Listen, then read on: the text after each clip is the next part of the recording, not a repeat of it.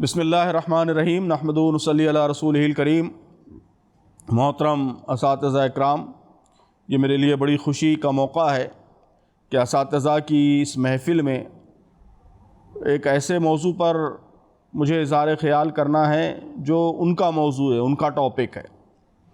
وہ سب لوگوں کو سیکھتے رہنے کی طرف، لرننگ کی طرف متوجہ کرتے ہیں۔ لرننگ میں ہی آپ ایک اہم رول پلے کر رہے ہیں، آپ کے پروفیشن کا تعلق لرننگ سے، ٹیچنگ سے ہے۔ لیکن میری گزارش یہ ہے کہ اساتذہ کا کام صرف ٹیچنگ نہیں ہے بلکہ لرننگ بھی ہے۔ سب سے جتنا بڑا ٹیچر ہے وہ اتنا ہی بڑا لرنر ہونا چاہیے۔ جو زیادہ سوسائٹی کو ایجوکیٹ کرنا چاہتا ہے اس کی اتنی ہی زیادہ ذمہ داری ہوتی ہے کہ وہ اپنے آپ کو نیو لرننگز کے لیے بھی تیار رکھے۔ زندگی بھر سیکھتے رہنا یہ ہر ایک کے لیے ضروری ہے، سب سے زیادہ ان لوگوں کے لیے ضروری ہے جو ٹیچنگ اور لرننگ کے پروفیشن سے وابستہ ہیں۔ یہ بات مجھ سے زیادہ آپ جانتے ہیں کہ اب ترقی یافتہ ملکوں میں اس ملک کی ترقی کو ڈیولپ کرنے کے جو انڈیکسز، جو اشاریے استعمال میں آ رہے ہیں، عام طور پر ہم لٹریسی ریٹ سے واقف ہیں کہ اگر کسی ملک میں لٹریسی ریٹ کم ہے تو اس کو بیکورڈ مانا جاتا ہے، کہیں زیادہ ہے تو وہ ترقی یافتہ مانا جاتا ہے۔ لٹریسی ریٹ کے بعد drop out rate, matriculation rate, graduation rate, کہ ملک میں کتنے فیصد لوگ میٹرک تک، 10th تک تعلیم انہوں نے حاصل کی ہے، کتنے فیصد لوگ گریجویٹ ہیں۔ تو روایتی طور پر ان سارے طریقوں کو ملک کی تعلیم کا پیمانہ سمجھا جاتا رہا ہے، لیکن اب ترقی یافتہ ملکوں میں یہ سارے اشاریے پرانے ہو چکے ہیں۔ اب ان کے پاس جو اشاریہ چلتا ہے زیادہ وہ لائف لانگ لرننگ انڈیکس، بڑا اہم اشاریہ ہے۔ اس کا مطلب یہ ہے کہ زندگی بھر سیکھتے رہنے کی اس ملک میں کتنی صلاحیت ہے۔ یہ جو تصور ہے، آپ حضرات واقف ہیں ڈیلرز کمیشن کی رپورٹ، اس سے یہ تصور ماخوذ ہے کہ 21 سینچری میں ایجوکیشن کیسے ہونا چاہیے۔ اس کی ویژننگ کے لیے، اس کی پلاننگ کے لیے اقوام متحدہ کے ادارے یونیسکو نے ایک کمیشن قائم کیا تھا جسے ڈیلرز کمیشن کہا جاتا ہے۔ جیکوس ڈیلرز جو ایک بڑے فرنچ ایجوکیشنسٹ ہیں، وہ اس کے صدر تھے۔ تو ڈیلرز کمیشن نے جو رپورٹ مرتب کی ہے وہ اویلیبل ہے، آپ سب یقیناً واقف ہوں گے اس سے۔ اس میں انہوں نے ایجوکیشن کے 4 پلرز گنائے ہیں۔ 4 پلرز میں لرننگ ٹو ڈو، کام کیسے کریں یہ جاننا، لرننگ ٹو لیو ٹوگیدر، دوسروں کے ساتھ کیسے رہا جائے یہ سیکھنا، لرننگ ٹو بی، اپنی شناخت، اپنی آئیڈینٹی کو ریئلائز کرنا، وغیرہ وغیرہ اس طرح کی باتیں بیان کی ہیں۔ لیکن سب سے اہم بات جو بیان کی ہے وہ ہے لرننگ ٹو لرن، کہ کیسے سیکھنا سیکھا جائے، زندگی بھر کیسے ہم سیکھ سکتے ہیں، یہ صلاحیت پیدا کرنا۔ وہ کہتے ہیں کہ یہ 21 سینچری ایجوکیشن کی سب سے اہم خصوصیت ہونی چاہیے۔ یہ دور علم کے دھماکے کا دور ہے، غیر معمولی علمی ترقی کا دور ہے۔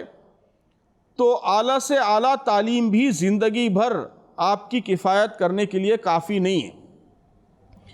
آپ نے کسی زمانے میں پی ایچ ڈی کر لی، پوسٹ ڈاکٹورل فیلوشپ کر لی، بہت اعلیٰ سے اعلیٰ تعلیم حاصل کر لی، بہت ہی معیاری ادارے میں بہترین اساتذہ کے ساتھ جو اونچی سے اونچی تعلیم ہو سکتی تھی وہ حاصل کر لی، لیکن اس کے بعد آپ نے سیکھنا چھوڑ دیا۔ تو نئے زمانے کی حقیقت یہ ہے کہ وہ تعلیم چند سالوں میں آپ کی وہ irrelevant ہو جائے گی، اس لیے کہ روزانہ اتنا نیا نالج کریٹ ہو رہا ہے۔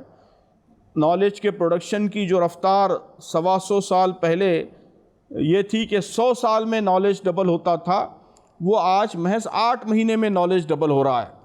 تو سال کے شروع میں جو باتیں آپ نے پڑھی ہیں ان میں سے بہت سی باتیں سال ختم ہوتے ہوتے irrelevant ہو جاتی ہیں، آؤٹ ڈیٹ ہو جاتی ہیں۔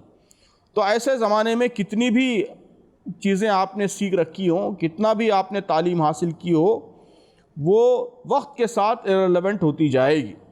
تو اس لیے ایلون ٹیفلر کا مشہور قول ہے کہ the illiterate of the 21st century will not be those who cannot read and write, but those who cannot learn, unlearn and relearn.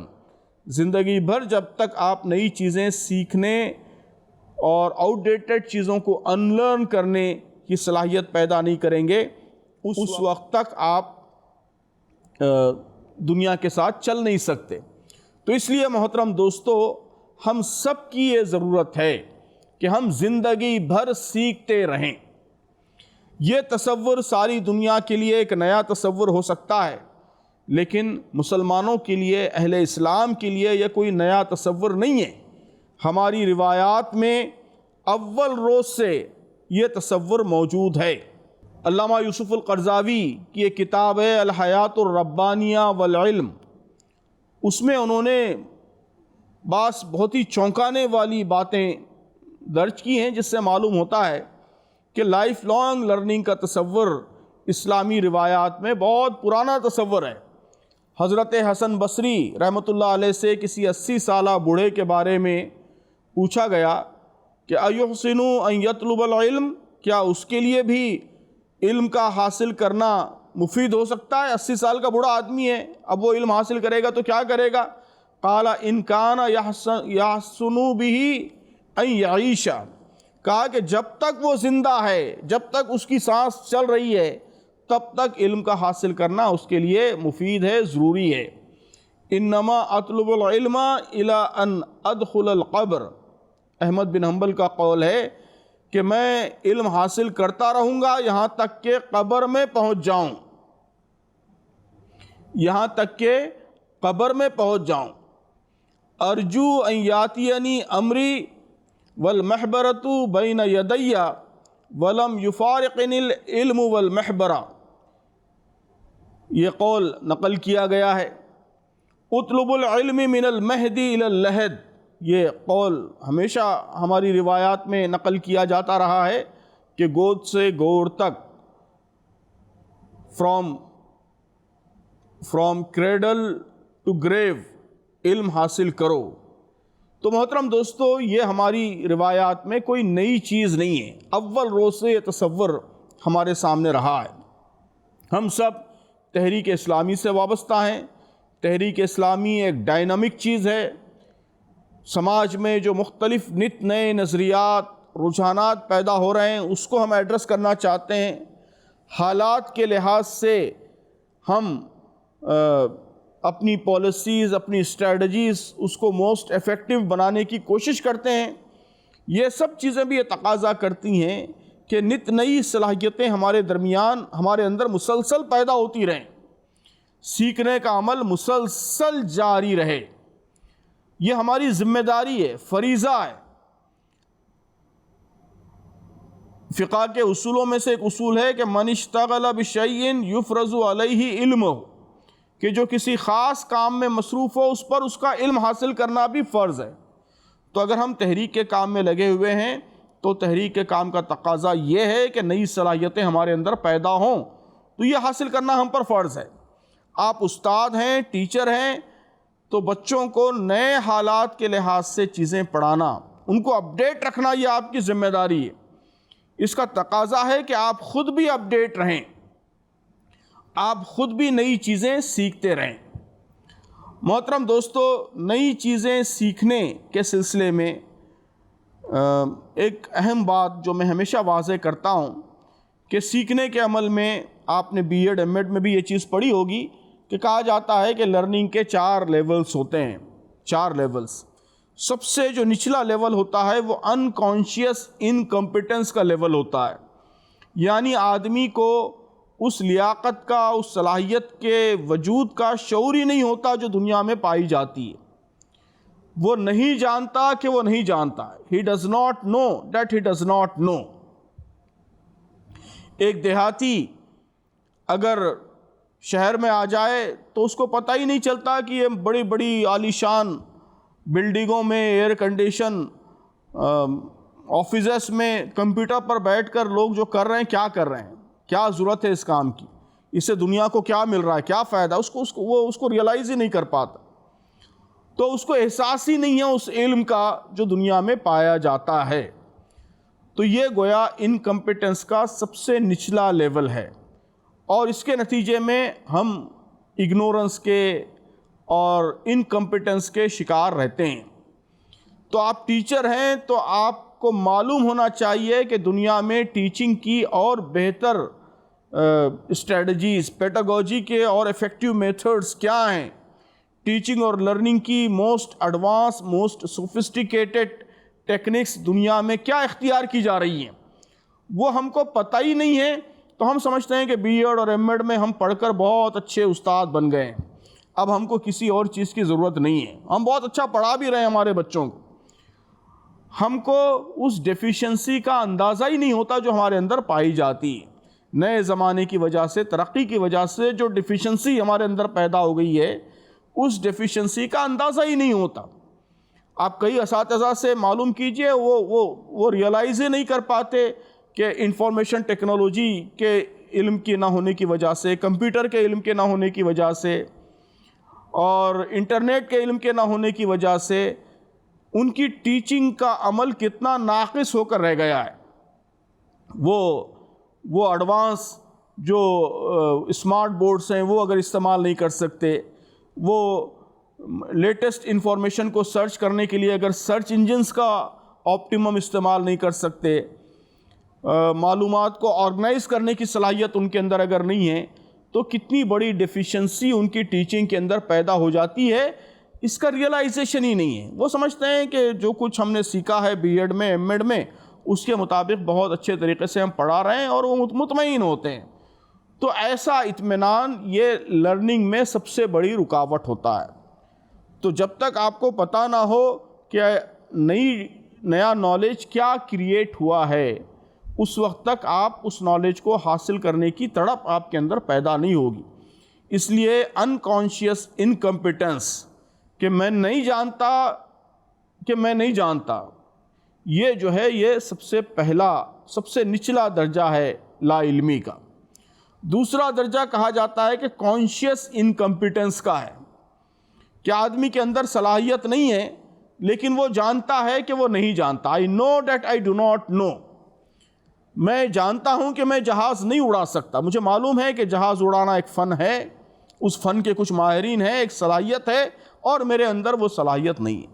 میں جانتا ہوں کہ میں جرمن زبان نہیں بول سکتا، میں کسی پیشنٹ کی سرجری نہیں کر سکتا، میرے گھر میں اگر ڈرینیج خراب ہو جائے تو میں پائپ لائن ریپیئر نہیں کر سکتا، مجھے پلمبر کی مدد لینا پڑے گا۔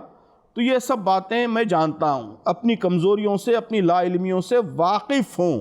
تو یہ شعوری نااہلیت ہے، کانشیس انکمپیٹنس، یعنی مجھے صلاحیتوں کے بارے میں معلوم ہے اور وہ صلاحیت میرے اندر نہیں ہے، یہ بھی معلوم ہے۔ یہ دوسرا درجہ ہے۔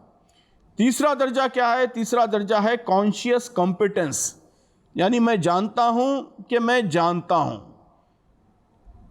میرے اندر ایک نئی صلاحیت پیدا ہو رہی ہے، اور اس صلاحیت کو استعمال کرنے کے لیے مجھے شعوری کوشش کرنی پڑتی ہے، دماغ پر زور دینا پڑتا ہے، علم کو، اپنے نالج کو حاضر کرنا پڑتا ہے، تب جا کے میں وہ صلاحیت استعمال کر سکتا ہوں۔ میں نے عربی زبان سیکھی ہے، تو اب مجھے عربی میں کچھ لکھنا ہے، کچھ بولنا ہے، تو مجھے گرامر کے قواعد یاد کرنے پڑتے ہیں، اپنے ذہن میں ریکال کرنا پڑتا ہے، تب میں وہ قواعد کو استعمال کر سکتا ہوں۔ میں نے نئی ڈرائیونگ سیکھی ہے، تو جو کچھ میرے انسٹرکٹر نے بتایا ہے ڈرائیو کرتے ہوئے، مجھے اسے یاد رکھنا پڑتا ہے کہ اگر سامنے کچھ آ جائے تو مجھے بریک دبانا ہے، بریک دبانے سے پہلے کلچ دبانا ہے، اور چڑھاؤ آ گیا تو مجھے گیئر چینج کرنا ہے، اور اسٹیئرنگ پر کیسے کنٹرول رکھنا ہے، وغیرہ وغیرہ۔ جو لیسنس میں نے پڑھے ہیں، ان سارے لیسنس کو یاد کرتے ہوئے، فوری ریکال کرتے ہوئے وہ مجھے ڈرائیونگ کرنی پڑتی ہے۔ یہ کانشیس کمپیٹنس ہے، یہ تیسرا لیول ہے۔ سب سے جو اونچا لیول ہے اسے کہا جاتا ہے انکانشیس کمپیٹنس، کہ یعنی آپ اتنے کمپیٹنٹ ہو جاتے ہیں، صلاحیت اتنی پختہ ہو جاتی ہے کہ وہ میری عادت بن جاتی ہے، پھر اس علم کو استعمال کرنے کے لیے مجھے اپنے نالج کو حاضر کرنا نہیں پڑتا، ذہن پر زور دینا نہیں پڑتا۔ عربی بولنے کے لیے، عربی لکھنے کے لیے تو مجھے گرامر کے قواعد یاد کرنے پڑتے ہیں، لیکن اردو بولنے کے لیے، انگلش بولنے کے لیے مجھے کبھی گرامر یاد کرنا نہیں پڑتا. نیچرل طریقے سے صحیح اردو مجھ سے ادا ہو جاتی ہے خود بخود. ٹائپنگ جب میں نے نئی کوشش کی تو مجھے یاد کرنا پڑتا تھا اردو میں کہ اے دبانے سے اردو کا کون سا الفابیٹ ٹائپ ہوتا ہے، بی دبانے سے کون سا الفابیٹ ٹائپ ہوتا ہے. لیکن آج سچویشن یہ ہے کہ آج ایک دفعہ میرے بیٹے نے مجھ سے پوچھا کہ ضاد دبانے کے لیے، ضاد ٹائپ کرنے کے لیے اردو میں انگریزی کا کون سا الفابیٹ ٹائپ دبانا پڑتا ہے. میں نے ذہن پہ زور دیا، مجھے معلوم ہی نہیں ہوا، یاد ہی نہیں مجھے کہ ضاد ٹائپ کرنے کے لیے کون سا الفابیٹ دبانا پڑتا ہے انگلش کا. آپ مجھے کی بورڈ دے دیں گے تو میرا ہاتھ خود بخود چلا جائے گا، خود بخود ٹائپ ہو جائے گا ضاد. لیکن میں سوچوں تو مجھے یاد نہیں آئے گا کہ ضاد دبانے کے لیے کیا دبانا پڑتا ہے. ڈرائیونگ میں پرفیکٹ ہو جاؤں تو پھر مجھے سوچنا نہیں پڑتا ہے، میرے ہاتھ پاؤں حرکت کرتے رہتے ہیں. جب کلچ دبانا ہے کلچ دبتا ہے، جب بریک دبانا ہے بریک دبتا ہے، جب گیئر چینج ہونا ہے چینج. مجھے کچھ یاد کرنا نہیں پڑتا ڈرائیونگ لائسنس. تو یہ کانشیس کمپیٹنس ہے. تو محترم دوستو، یہ وضاحت میں نے اس لیے کی کہ زندگی بھر سیکھنے کی صلاحیت میں کمی کا بڑا سبب یہ ہوتا ہے کہ نئی صلاحیتوں کے حوالے سے ہم سب سے نچلی سطح میں، لاشعوری نااہلیت کی سطح میں رہتے ہیں. تو لائف لانگ لرننگ کا پہلا مرحلہ یہ ہے کہ ہم اپنی آنکھوں کو ان صلاحیتوں اور لیاقتوں کو دیکھنے کے لائق بنائیں جو دنیا میں پائی جاتی ہیں. ہم کو ان کی ضرورت ہے لیکن ہمارے اندر نہیں ہے. ہمارے کنویں کی بلند دیواریں ہماری نگاہوں کے درمیان حائل ہو جاتی ہیں اور ان صلاحیتوں پر نظر پڑنے نہیں دیتی. ضرورت ہے کہ ہم کنویں سے سر باہر نکالیں اور خود اپنے شعبہ علم میں، ایجوکیشن میں، پیڈاگوجی میں، اپنے شعبہ فن میں، اپنے شعبہ خدمت میں جو وسیع و عریض دنیا ہے، دنیا میں جو بے شمار تجربات ہو رہے ہیں، بے شمار علوم و فنون روزانہ کی بنیاد پر ایجاد ہو رہے ہیں، ان کو دیکھنے کی کوشش کریں. ہمیں احساس ہو کہ جو کام ہم کر رہے ہیں اس کے کرنے کے اور ایفیکٹو طریقے دنیا میں موجود ہیں جنہیں ہمیں سیکھنے کی ضرورت ہے. تو یہ جو احساس ہے یہ لائف لانگ لرننگ کی پہلی ضرورت ہے. پہلی ضرورت. دوسری ضرورت کیا ہے؟ میں نے اس پر ایک تفصیلی مضمون فیس بک پر لکھا تھا کہ ہمارے کچھ پریزمپشنز ہیں، کچھ مفروضے ہیں. یہ مفروضے لائف لانگ لرننگ میں رکاوٹ بنتے ہیں. ان مفروضوں کو، ان لمیٹنگ بلیفز کو ہمارے دماغ سے ہم کو نکالنا ہے. پہلا لمیٹنگ بلیف وہ عمر کا مفروضہ ہے، ایج کا، کہ لوگ یہ سمجھتے ہیں کہ لائف لانگ لرننگ یہ ایک عمر کے بعد ممکن نہیں ہے. لرننگ کے لیے کی ایک عمر ہوتی ہے خاص، نوجوانی ہی میں سیکھا جا سکتا ہے. یہ بلیف ہمارے سماج نے ہمارے اندر پیدا کر دیا ہے کہ 25 سال 30 سال کی عمر گزر گئی تو اب سیکھنا ممکن نہیں ہے. آدمی 30-40 سال کی عمر کو پہنچتا ہے تو اس کا صرف ایکسپیرینس بڑھتا ہے اور علم اور صلاحیت نہیں بڑھ سکتی. یہ گویا یہ بلیف ہمارے معاشرے نے ہمارے اندر پیدا کر دیا ہے. اس کی وجہ سے ہم نئی چیزیں ایک عمر کے بعد سیکھ نہیں پاتے. محترم دوستو، یہ جو بلیف ہے وہ پرانے فلسفوں کی وجہ سے. ایرسٹوٹل نے، ارسطو نے ہیومن برین کو، انسانی دماغ کو موم سے تشبیہ دی تھی کہ موم یہ بچپن میں نرم ہوتا ہے تو اس لیے فلیکسیبل ہوتا ہے، نئی صلاحیتیں پیدا کرنے کی صلاحیت اس کے اندر ہوتی ہے.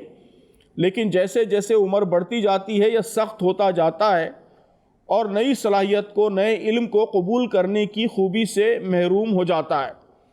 تو اس ایرسٹوٹلین لاجک نے، فلسفی نے دنیا بھر کے سماجوں میں یہ لمیٹنگ بلیف پیدا کر دیا کہ بوڑھے لوگ سیکھ نہیں سکتے. لیکن جدید نیورو سائنس کی جو ریسرچ ہے اس سے معلوم ہوتا ہے کہ یہ غلط ازمپشن تھا. اب ایک دماغ کی حیرت انگیز صلاحیت معلوم ہوئی ہے جسے نیورو پلاسٹیسٹی کہا جاتا ہے. اس کا خلاصہ یہ ہے کہ ہمارا دماغ پلاسٹک کی طرح فلیکسیبل ہوتا ہے، لچکدار ہوتا ہے، اور جب تک نئی صلاحیت پیدا کرتے ہیں تو اس کی یہ لچک باقی رہتی ہے، دماغ میں نیورون کے نئے کنیکشنز پیدا ہوتے رہتے ہیں، دماغ بدلتا رہتا ہے، اور یہ کام ہوتا رہے تو دماغ کی فلیکسیبلٹی، لچک باقی رہتی ہے۔ لیکن اگر آپ نے سیکھنا چھوڑ دیا تو پھر یہ فلیکسیبلٹی ختم ہو جاتی ہے، پھر یہ پتھر کی طرح سخت ہو جاتا ہے۔ تو دماغ کو بوڑھا اور ناکارہ ہونے سے بچانے کے لیے ضروری ہے کہ مسلسل نئی چیزیں ہم سیکھتے رہیں۔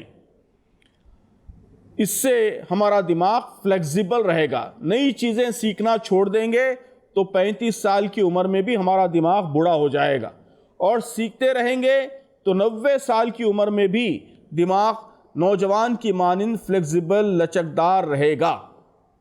تو آپ دیکھتے ہیں کہ دیگر قوموں میں 80-90 سال کی عمر میں بھی ان کے دماغ بہت ہی ایکٹیو، بہت ہی فعال، کریٹیو، نئے چیزوں کو اڈاپٹ کرنے کی صلاحیت سے مالا مال ہوتے ہیں۔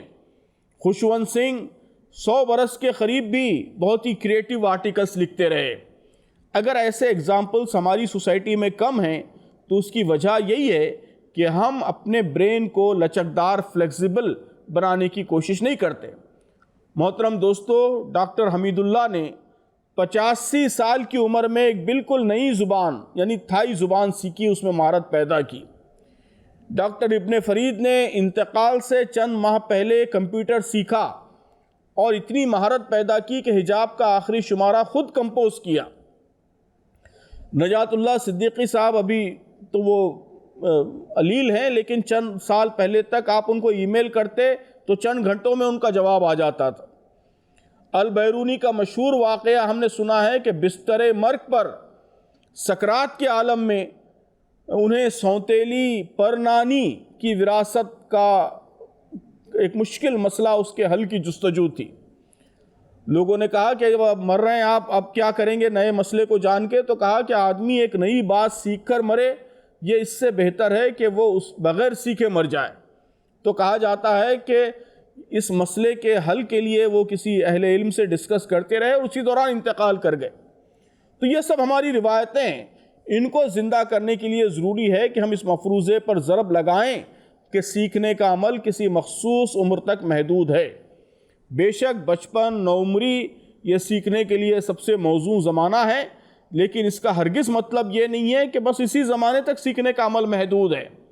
عنفوان شباب، یہ تو زندگی کا موسم بہار ہے، سیکھنے کے لیے نہیں، زندگی کے بہت سے وظائف کے لیے موزوں ترین زمانہ ہے۔ لیکن جس طرح دیگر وظائف حیات یہ دور شباب کے ساتھ، نوجوانی کے ساتھ ختم نہیں ہو جاتے، اسی طرح سیکھنے کا عمل بھی ختم نہیں ہونا چاہیے، اسے زندگی بھر سیکھنا چاہیے۔ یہ پہلا غلط مفروضہ۔ دوسرا غلط مفروضہ محترم دوستو وہ یہ ہے کہ صرف بڑوں سے سیکھا جا سکتا ہے۔ تو ہمارے سماج نے اور ہماری روایتوں نے سیکھنے سکھانے کے عمل کی بھی ایک ہیرارکی بنا رکھی ہے۔ اب اس ہیرارکی میں سکھانے والے اور سیکھنے والے یہ دو الگ الگ طبقات ہیں۔ سیکھنے والے یہ لرنرز، یہ کمتر درجے کے لوگ ہیں، اور سکھانے والے پریچرز، ٹیچرز یہ اونچے درجے کے لوگ ہیں۔ تو کسی سے سیکھنے کا مطلب اس کے مقابلے میں خود کو کمتر تسلیم کرنا ہے۔ اس لیے کچھ سیکھنا ہے تو اپنے سے اونچے اور بالاتر آدمی سے ہی سیکھا جا سکتا ہے۔ تو جیسے جیسے ہم سماجی مرتبے کی سیڑھیاں چڑھنے لگتے ہیں، ہمارے لیے سیکھنے کے مواقع کم سے کم ہوتے جاتے ہیں۔ ہم اسٹوڈنٹ تھے، طالب علم تھے تو ہر ایک سے سیکھ لیتے تھے آسانی سے۔ لیکچرر ہو گئے تو اب کوئی پروفیسر ہی سکھا سکتا ہے۔ یہاں تک کہ ایک لیول ایسا آ جاتا ہے کہ جہاں کسی کا مرتبہ اتنا اونچا نہیں رہ جاتا کہ ہم کو سکھائے۔ ہم کسی بڑے ادارے کے سربراہ ہیں، کسی مدرسے کے محتمم ہیں، بڑے رائٹر ہیں، رسالے کے چیف ایڈیٹر ہیں، تنظیم کے بڑے ذمہ دار ہیں، تو اب جن لوگوں سے بھی ہمارا سابقہ ہے وہ سب مرتبے میں ہم سے سو کالڈ کمتر ہیں، اس لیے ان کا جو مقام ہے وہ ہم سے سیکھنے کا ہے، سکھانے کا نہیں ہے۔ تو اب اس مقام بلند پر ہم کو سکھانے والا کوئی باقی نہیں رہتا۔ تو نتیجہ یہ ہوتا ہے کہ مرتبے کی بلندی ہمارے سیکھنے کے مواقع کم کر دیتی ہے۔ کم عمری میں ہی کوئی مقام بلند حاصل ہو گیا تو ترقی کا عمل رک گیا۔ بڑی عمر میں بھی اگر سیکھنے کا عمل رک جاتا ہے تو یہ بھی ایک بڑا سانحہ ہے۔ اب اس کا بڑا سماجی نقصان بھی ہے، پرسنل نقصان ہی نہیں ہے، سماجی نقصان بھی ہے، اس لیے کہ جو لوگ کسی بھی میدان میں سماج کی قیادت کر رہے ہیں، اس کی کمان سنبھالے ہوئے ہیں، انہیں سب سے زیادہ نئی چیزیں سیکھنے کی ضرورت ہے، سب سے زیادہ اپڈیٹ رہنے کی ضرورت ہے۔ یہ صرف ان کی پرسنل ضرورت نہیں ہے، پورے سماج کی ضرورت ہے۔ لیکن بلند ہیرارکی پہ پہنچ کے آپ نے سیکھنے کا عمل روک دیا تو پورے سماج کو آپ نے بیکورڈ بنا دیا۔ تو محترم دوستو، لائف لانگ لرننگ کی ایک ضرورت یہ ہے کہ ہم اپنے سب کانشیس سے اس لمیٹنگ بلیف کو نکال کر پھینکیں، اس سے وابستہ سارے جذبات، سارے ترددات، ایگو، شرم، حیا، ہچکچاہٹ، یہ سب کو کھرچ کر نکال پھینکیں۔ جس طرح سیکھنے کی کوئی عمر نہیں، اسی طرح استاد اور شاگرد کی بھی نہ کوئی عمر، نہ کوئی فرق مراتب، ہر ایک سے سیکھا جا سکتا ہے، ہر ایک کے پاس ہم کو دینے کے لیے کچھ نہ کچھ موجود ہے۔ ہم افلاطون وقت ہی کیوں نہ ہوں، دنیا کے 6 بلین انسانوں میں سے ہر انسان کے پاس کوئی نہ کوئی بات ایسی ہے جس کی حد تک وہ ہمارا استاد بن سکتا ہے۔ امام اعظم ابو حنیفہ کے بارے میں مشہور ہے کہ وہ اپنے اساتذہ میں ایک بھنگی کا شمار کرتے تھے، کیونکہ اس نے ان کی معلومات میں اضافہ کرتے ہوئے بتایا تھا کہ کتا کب بالغ ہوتا ہے۔ تو علم کے دھماکے کے اس دور میں اس اپروچ کے بغیر ہم اپنے نالج کو اپڈیٹ نہیں رکھ سکتے۔ بہت سے امور ایسے ہوتے ہیں جو ہم کو وہ واچ مین، وہ چوکیدار ہی سکھا سکتا ہے جو گاؤں سے آیا ہے۔ کئی باتیں ہم کو عالم فاضل بننے کے بعد بھی ہم اپنی ناخواندہ دادی سے، نانی سے سیکھ سکتے ہیں۔ کئی باتیں ایسی ہوتی ہیں جو ہم اپنے بچوں سے سیکھ سکتے ہیں، ہمارا بیٹا، ہمارا پوتا سکھا سکتا ہے۔ تو یہ سمجھنا کہ ہمارے بچے کسی معاملے میں ہماری تربیت نہیں کر سکتے، یہ لائف لانگ لرننگ کی بڑی رکاوٹ ہے۔ اس لیے لائف لانگ لرننگ کی ایک بڑی ضرورت یہ ہے کہ استاذ کل کے جس مقام بلند پر ہمارے لاشعور نے ہم کو بٹھا رکھا ہے، وہاں سے ہم نیچے اتریں، آنکھیں کھولیں، نئی صلاحیتوں کا شعور حاصل کریں اور اپنے اطراف پھیلے ہوئے سینکڑوں استادوں کو پہچانیں۔ جب ایک بھنگی امام اعظم ابو حنیفہ کا استاد ہو سکتا ہے تو دنیا کا ہر آدمی، ہر عمر اور ہر سماجی پس منظر کا آدمی میرا استاد بن سکتا ہے۔ میں سوچوں کہ میں کس سے کیا سیکھ سکتا ہوں، میں اپنے بیٹے سے کیا سیکھ سکتا ہوں، اور اس تلاش میں جو بھی مفید اور ضروری چیز پاؤں اسے سیکھنے میں مجھے کوئی تکلف نہ ہو۔ یہ اگر مزاج میرا پیدا ہو گیا محترم دوستو، تو یہ لائف لانگ لرننگ کی ایک بڑی رکاوٹ میں اس کے نتیجے میں دور کر لوں گا۔ تو میں نے پہلے لائف لانگ لرننگ کیا ہے، کیوں ضروری ہے، اس پر کچھ باتیں عرض کی۔ پھر اس کے بعد لرننگ کے 4 لیولز اور لائف لانگ لرننگ کی بڑی ضرورت یہ ہوتی ہے کہ ہم سب سے نچلے لیول سے ہی اوپر نہیں اٹھ پاتے، اس کو واضح کیا۔ اور پھر لائف لانگ لرننگ میں رکاوٹ کے طور پر جو بڑے 2 مفروضے، 2 بڑے لمیٹنگ بلیف ہو سکتے ہیں، اس پر کچھ باتیں عرض کی ہیں۔ تو محترم دوستو، فیصلہ کیجئے اور زندگی بھر سیکھتے رہنے کو اپنی زندگی کا ایک اہم ہدف بنائیے۔ اللہ تعالیٰ سے دعا ہے کہ اللہ تعالیٰ ہم سب کو اس کی توفیق عطا فرمائے۔